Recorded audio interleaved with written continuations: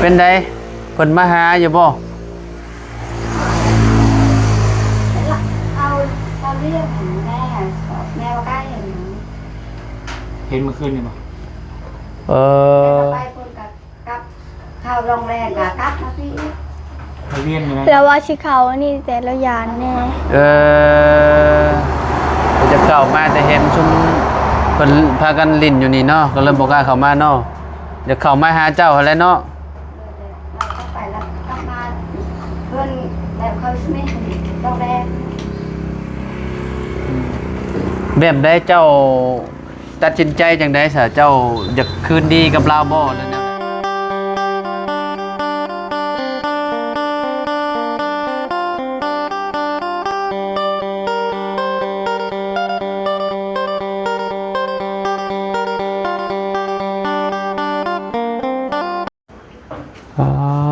ต่อเปิดภาพมาบัดนี้พี่น้อยเนาะ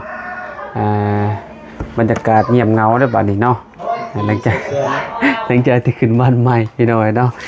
ก่อนอื่นก็สบายดีและสวัสดีเด้อพี่น้องเนาะ FC เบิร์ดสกูสุกคนเนาะเปิดภาพมาก็นี่แหละพี่น้องอยู่เฮือนน้องใจดีเพิ่นพี่น้อยเนาะทางเต้นนี่เพิ่นก็ยังบ่ได้มาเก็บพี่น้องยามแรงๆพุ่นแหละคิดว่าเนาะเฮาก็ได้ไปซื้อแสงสว่างมาให้เพิ่นพี่น้อยเนาะโซลาร์เซลล์เนาะเอาไว้ให้น้องใจดีเพิ่นเนาะอันนี้ก็ยังอยู่นี่พี่น้องก็ใส่ได้อยู่ตัวนี้ก็ได้เพราะว่ามันยังบ่ได้เฮิงบ่ได้เนาะแล้วก็สิเอาไปติดแต่เพิ่นอยู่มุมนั้นเทิงเฮือนพุ่นแหละเนาะให้มันสว่างๆนี่พี่น้องเอ้ยเนาะแล้วก็สิจ่ายค่าเต้นให้เพิ่นก่อนเนาะเพราะว่ายังบ่ได้เอาเงินให้แม่น้องใจดีเพิ่นพี่น้องเอ้ยเนาะเฮาสิไปติดอยู่ใส่ดีต้นไม้บ่มันยาวเท่าไดนี่สายมันนี่บ่บุญไปเบิ่งก่อนเนาะบ่บุญเป็นมือกล้องน่ะพี่น้องเอ้ยเนาะโอ้เมื่อคืนนี่สงสัยเพิ่นพากันม่วนกันขนาดจักนี่เนาะตู้กันยังบ่ได้เก็บเมื่ออยู่พี่น้องเอ้ยเมื่อวานนี่ก็พากันขึ้นบ้านใหม่ซุ้มแซวอยู่นี่แหละพี่น้องเอ้ยเนาะสายจะดีอยู่บ้าจะคลองเฮือน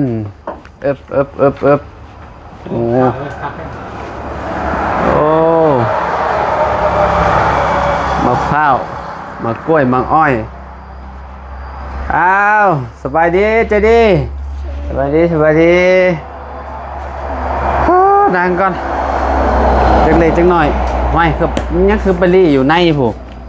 โอ้ยเป็นยังไงนี่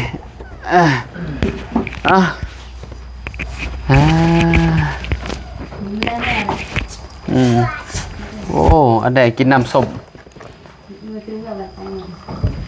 เป็นได้นอนเทือนใหม่เมื่อคืนนี่พันดีกว่า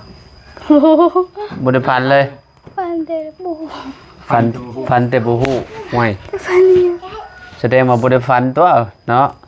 นอนหลับเฉยนอนหลับเนาะเมื่อยพร้อมเลยเนาะทางเซาลีเด้ฟันอยู่บ่ฟันผัวมาหาบ่จักฟันแล้วตัวจริงไงพี่ตัวจริงบ่จักแต่ว่าสิมาคืนดีกันอีหลีก็บ่จักนี่เนาะเป็นไดเพิ่นมาหาอยู่บ่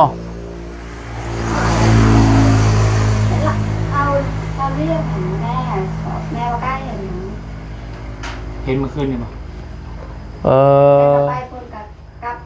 ข้าวโรงแรมกับมาพี่เขาเรียนอยู่นะแล้วว่าชิเขานี่แต่ละยานแน่จะเข้ามาแต่เห็นชุมเพิ่นพากันลิ้นอยู่นี่เนาะก็เลยบ่กล้าเข้ามาเนาะ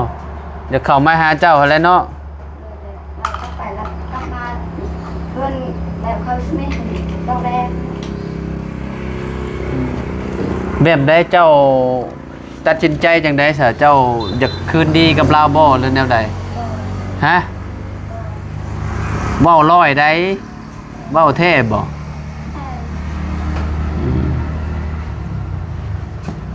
คืนก็ว่าคืนเนาะคืนก็ว่าคืนจุ่มเฮาก็บ่ได้บังคับเจ้าเด้อ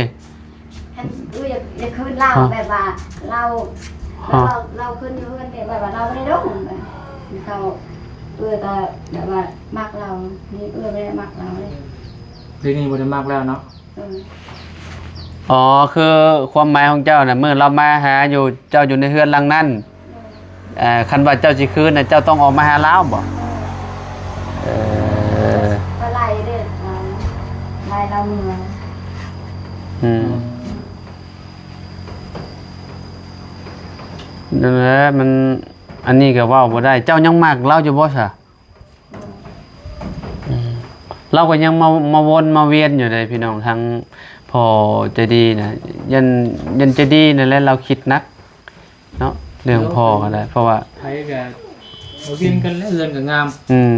เฮือนงาม งามขึ้นบาด เมียก็งามขึ้นติมีเฮือนอยู่เนาะ โย ว้ายเพราะว่าอะไรเพื่อนก็เฮ็ดให้ใจดีแหละผู้ใหญ่อีตนใจดีเนาะให้ใจดีมีเฮือนหลังงามๆอยู่เนาะคะแนนมอบกรรมสิทธิ์ให้ใจดีและเป็นคนตัดสินใจก็อยู่ได้ อันชาวลีกับผัวก็ได้ แต่ว่าบ่มีสิทธิ์แบบว่าสิมาคุมมาคายให้นะพี่น้องเว้าเรื่องกันในอนาคตดอกนี่นะเรื่องนี้กับผู้ใหญ่เฮ็ดจะดีเด้อคันว่าชาวลีว่าคืนกับผัวแหละบ่แน่เนาะเราอาจสิไปอยู่บ้านผัวเราก็ได้เนาะแม่นบ่ชาวลีสมมุติว่าอยู่โอ้สิบ่ลำบากอีกบ่ย่านบ่ลำบากอีก ไปอยู่กับผัวนี่ลำบากบ่ บ่ไปอยากกลับอีกแล้ว อยู่แบบนี้สบายใจแล้วเนาะอยู่กับลูกเต้านี่ คือเบิ่งคลิปล่าสุดน่ะไปเบิ่งคลิปช่องบ่บุญน่ะเห็นไหมเนาะแม่ตู้เราก็คิดหลายได้ชาวลีแม่เจ้าน่ะแบบก็ไปไต่ต้นเราอยู่ได้พี่น้องเนาะแบบว่าเรื่องลูกเต้านี่แหละพี่น้องเนาะเราก็อีต้นลูกเล่าหั่นนะอีต้นซาวลีนี่นะยันแบบว่า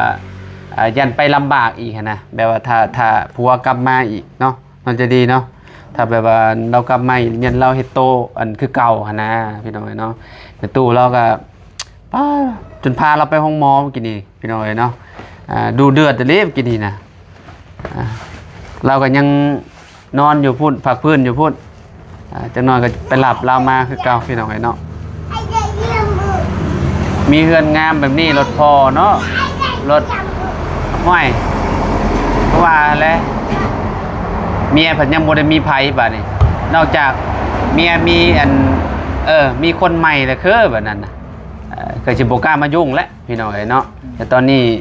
เราก็ยังบ่มีไผเด้เนาะแล้วรถมาวนอยู่หั่นแหละพี่น้องกลับไปกลับมาอยู่หั่นแหละเนาะบางทีก็มาจอบเมียอยู่ถ้าบ่มีคนอยู่นั่นนี่น่ะเราก็เข้ามาแล้วแม่นบ่เซาลีจะดีฮ้อนบ่นอนกลางคืนจะดี ฮ้อน ฮะ ฮ้อน ฮ้อนเนาะ มันเคยแล้วดิ อ๋อเสียงรถพี่เล็กแท้นี่สังกะสี ยามเว้นกับเปิดทำลม ยามกลางเว้นเท่ากับเวลาเฮาอยู่ทางเฮือนก็เปิดหน้าต่างเอาเนาะหรือว่านั่งเดี๋ยวนี้มันก็บ่ฮ้อนปานใดดอกมันก็เย็นอยู่ดอกเนาะเย็นอยู่ลมพัดมาอยู่พี่น้องเนาะคันว่าอยู่ห้องอยู่ในห้องห้วยสำบบผิวแหละเนาะพี่น้องเนาะเซาลีก็ฮ้อนคือกันเลยเนาะอันนี้ติดใส่มุมมันจะว่าขักบ่เจ้าเนาะอันน่ะมันน่ะบ่าบุญไอ้แพงมันนี่โตแพงมันนี่เอายันแต่มันบ่ฮ้อนนะที่เขาว่ากันชายมันนี่ พี่ใช่ เด้ต้นไม้ แล้วห้องบางทีซื้อเอาอันให้มันตากแดดเด้ ช่วง ก็เนี่ยเป็นไปได้ค่อยเอาขึ้นวางไว้อยู่เทิงหมดแล้วเทิงหลังคาเฮือนน่ะเนาะมันก็สิบ่ปิวไปดอกเนาะบ่ปิวไปติเนาะ วิวร็อกมันดูครับนี่ครับอันนี้ ฮะ นี่ก็ลังคา ใช่เอาวางไว้หลังคาเนาะ พี่นี่แล้ว ฮะ ลงผม ฮะใส่เบิ่งปีนขึ้นใส่ หน้าต่างนี่สอดเข้าไป สอดไปพูด มายืนหน้าต่างนี่ก็ได้เลยอยู่ไปผม หรือว่าสิมามุมนี้บ่มุมนี้ก็บ่เทิงเนาะเบิ่งบ่แล้วก็แกะเบิ่งอันนี้ก็ซื้อมาอัน 4-5 โมงจะได้อย่างเดียวรับแดด 8 แสน 700,000กีบโอ้ ตัวดอกมันนี่ยิ่งกว่าติ๊กนี่ถ้ากันไดเนี่ยยิ่งมาตัวแม่เนาะ นี่เนาะเอามองนี่เนาะ ตัวโอ้สดี เออ ยิ่งเลยนี่ เออ เนาะช่องเพื่อนเนี่ย เอาแบบนั้นบ่ไป ว่าช่องเอาออกบอกช่องเดินเพื่อนบอก ค่อยว่า ยิ่งจะหนีบอก อยากซองให้มันแบบให้มันเห็นเด้แถวนี้เด้ เออหนีก็ได้นี่เยี่ยมเลย หรือว่าเอามองหันบ่ ผมจะถึงเขาเนี่ยนะ บ่เทิงติบ่นะนี่ค่อยว่าเอาหรือว่าต้นเสานี่ก็ได้นี่นี่เอาใส่ต้นเสานี่ก็ได้เนาะจะดีเนาะ เพื่อนไง ใช้สายมันเอาสายมันคือบ่มีใช้อ๋อนี่เด้สายมันเนาะสายมันบ่ได้ยาวบ่ได้ได้นี่มันมีแต่เอาวางไว้อยู่เทิงเฮือนแล้วเด้อนี่ดังกะสีนี่แล้วแหละหาจังเม็ดอันนี้หาเด้ทำนี่นึง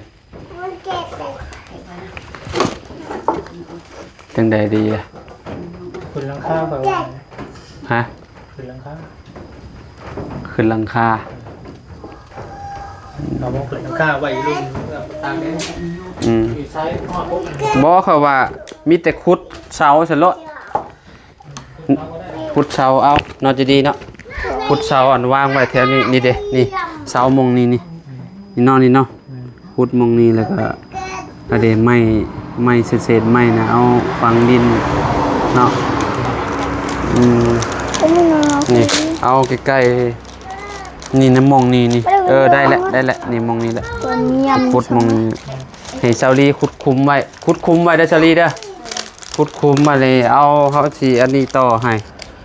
นี่ต่อนี่ขุดคุมมองใกล้ๆนี่ แกนิยมเอาแกนิยมใส่ เบิ่งสมุดมันสิได้ซำใด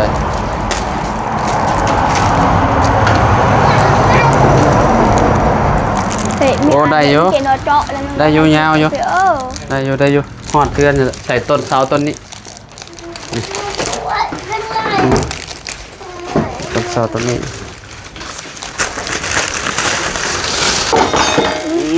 เล็กมันใส่เบิ่งลองมันก่อนมันสิหุงอยู่บ่ซื้ออยู่เขตนี่แพงเนาะโซลาร์เซลล์200 วัตต์นั่นเด้นี่ จะมาจะทุบก็ได้ 200 วัตต์ประมาณ800,000พี่น้อยเนาะใช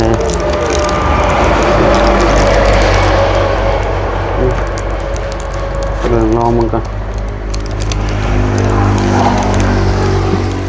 โอ้สาดเลยทันทีใด สาดเลยโอ้มับเลยสากโทรศัพท์ก็ได้เจดีโทรศัพท์เจ้าใช่โอ้บ่มีรีโมทบ่มีฐานติใช้ฐานเอาแถมมาอยู่เนาะ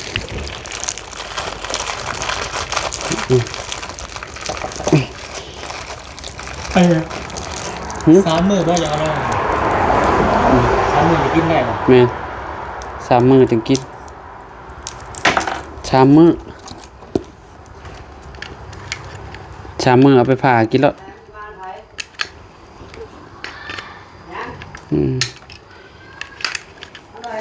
ใช่โอ้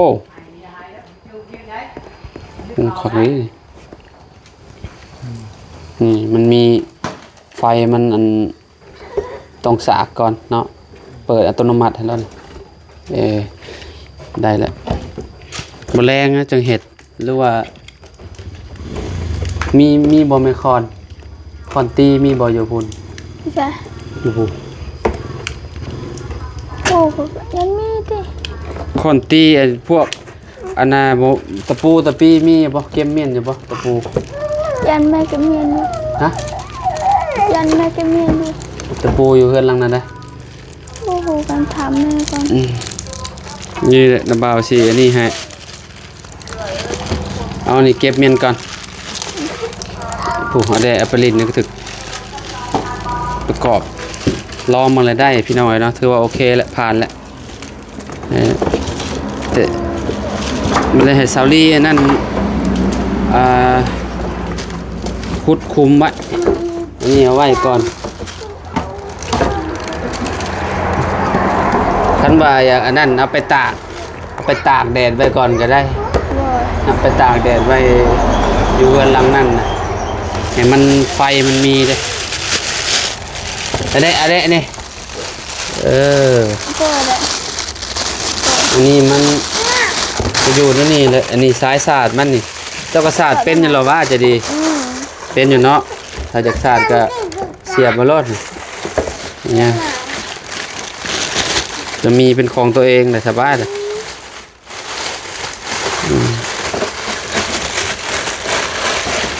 ก็ขนาดว่าอยู่ในอันในเฮือนก็ยังสาบเนาะขักเลยเก็บเมียนเด้อล่ะเด้อนี่ก็เมียนอ่ะ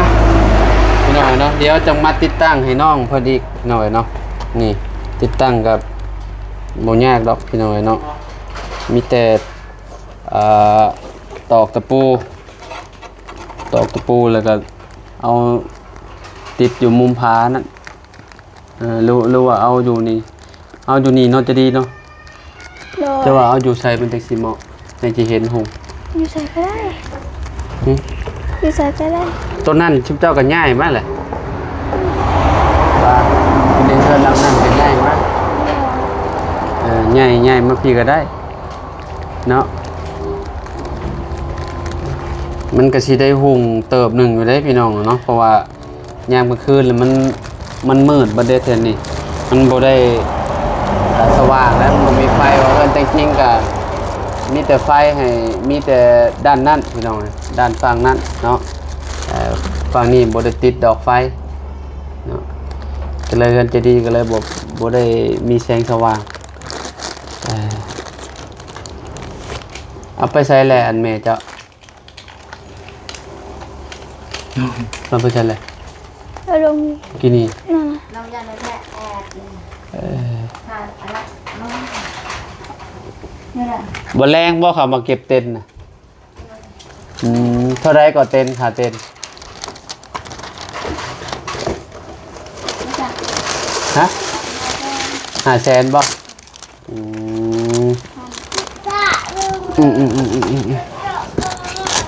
เนาะพอดีแหละมื้อนี้มีโอกาสเนาะก็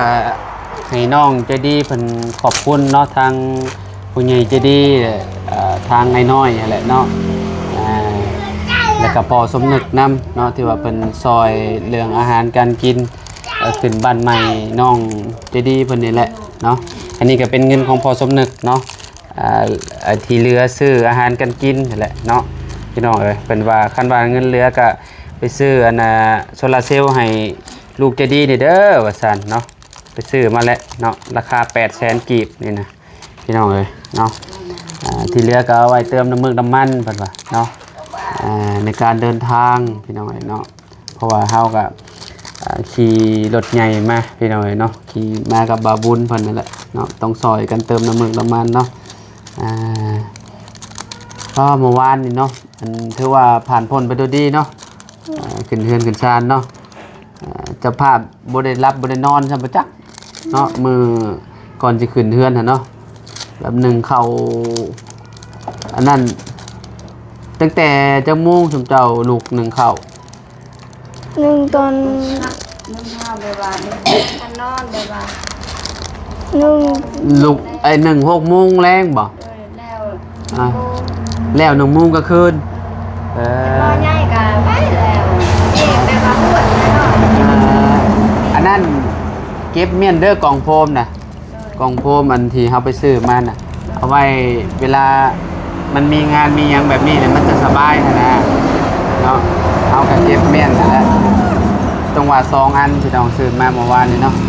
เอาไว้ใส่น้ำก้อนหรือว่าใส่พวกข้าวพวกหยังอะไรมันสิได้อันนั้นพี่น้อยเนาะสิได้บ่เย็นเนาะมันเก็บได้เด้พี่น้อยเนาะเดี๋ยวมอบเงินให้แม่จะดีเพิ่นเอาไว้จ่าย ค่าเต้นก่อนพี่น้อยเนาะ500,000เนาะวันนี้เอาเต้นหนึ่งพี่น้อยเนาะ2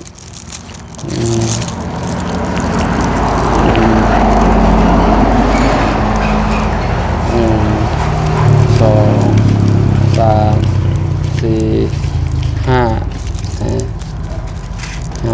500,000กีบเดี๋ยวดิเอามาจ่ายค่าเต้นเด้อเงินก็ทันเก่าทันเดิมแหละของพอสมนึกกันแหละเนาะแมนเบิดเลยเรื่องอาหารการกินเนาะพวกน้ำพวกหยังก็แมนเบิดเลยเนาะ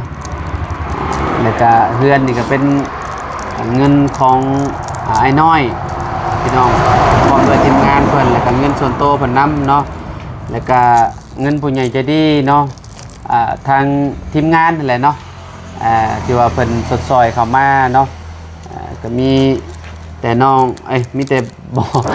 น้องใจดีเนาะขอบคุณเพิ่นเด้อหลาเด้อเนาะอวยพรอวยไส้ให้ผู้ใหญ่เพิ่นทุกๆคนแน่เนาะว่าเลยล่ะขอบคุณไปทั้งพอน้อยก่อนก็ได้เนาะโดยรถพอน้อยเพิ่นเฮ็ดเทือนเฮ็ดหยังหั่นนี่แหละเนาะเลยอันนี้นะโดยขอบคุณพ่อน้อยที่เฮ็ดเทือนมาให้ลูกให้หลานขอสุขภาพแข็งแรงความเจ็บอย่าให้ได้ความไข้อย่าให้มีปรารถนาสิ่งใดก็ขอให้ได้สิ่งนั้นและขอให้ลูกบางคนยืนเด้อสาธุเนาะแล้วก็พอสมนึกนำเด้อเนาะขอบคุณเพิ่นแน่ที่เพิ่นซอยเรื่องอาหารการกินแล้วก็น้ำเนาะน้ำดอกน้ำดื่มแล้วก็รวมถึงอันนี้แหละ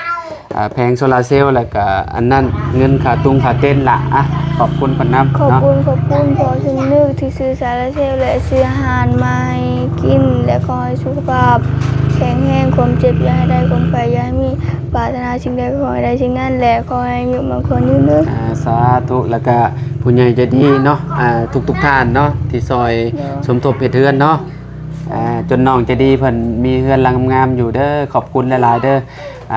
เนาะที่ซอยเฮ็ดเฮือนให้น้องเพิ่นจนแล้วเนาะขอบคุณหลายๆเด้อที่สำคัญกะเนาะให้อยู่ดีมีแห้งเนาะให้ร่ำให้รวยบ่ให้ซวยจักเถื่อเด้อผู้ใหญ่ทุกท่านเนาะที่ขาดบ่ได้ก็คือทางไอ้น้อยเนาะเฮาในนามสะพานบุญก็ขอบคุณอ้ายหลายๆเด้อที่ให้น้องเป็นสะพานบุญให้เนาะก็ขอให้อ้ายอยู่ดีมีแห้งเนาะให้ร่ำให้รวยกว่าเก่าเนาะสาธุเด้ออ้ายเด้อเนาะทางเซาลีมาขอบคุณผู้ใหญ่เพิ่นแน่จากบาทเนาะขอบคุณเนาะเว้าผ่านกล้องผ่านหยังนี่แหละมาใกล้ๆเอาไม้ให้แม่นี่ล่ะ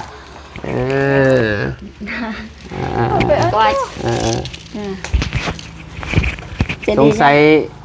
สิได้สามีใหม่บ่จ้าแม่จะดีดิเอาเลยซาลี่ขอบคุณนายน้อยเพิ่นเด้อเนาะ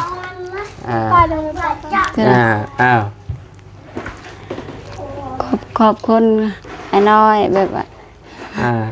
ไอ้น้อยสอนไอ้น้อยที่ซอยอันเฮ็ดเฮือนนี่แหละสร้างเฮือนให้ลูกน้องใจดีเพิ่นนี่แหละ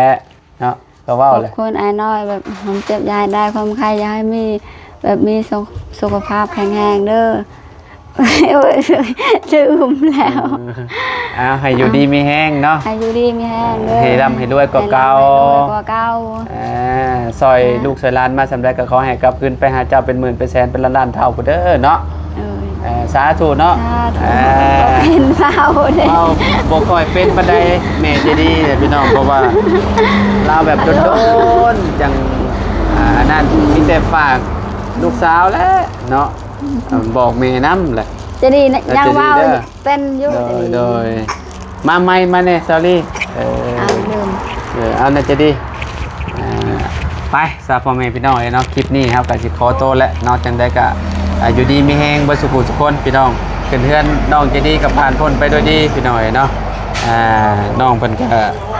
ได้เฮือนหลังงามๆอยู่และบัดนี้พี่น้องเนาะคือสิบ่ได้ตากฝนตากหยังแล้วบัดนี้เราจะดีเนาะเอาไปแล้วพี่น้องพบกันคลิปหน้าคลิปในเด้อพี่น้องเด้อเอาสบายดีบ่สุขทุกคนเด้อ